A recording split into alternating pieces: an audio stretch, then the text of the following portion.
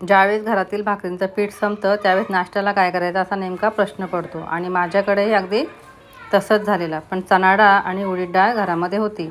मग थोडी जास्त चणा डाळ घेतली, त्याच्या खालोखाल उडीद डाळ घेतली आणि अर्धा तास अगोदर भिजत टाकली. त्याच्यामध्ये नंतर मिक्सरला छान अशी बारीक करून घेतली.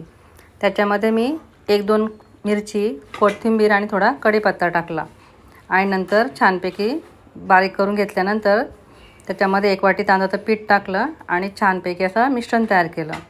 आणि डोशांचा तवा नव्हता, पण चपातींच्या तव्यावर छानपैकी असे घावणे काढायला घेतले आणि घावणे अगदी छान असे बनले.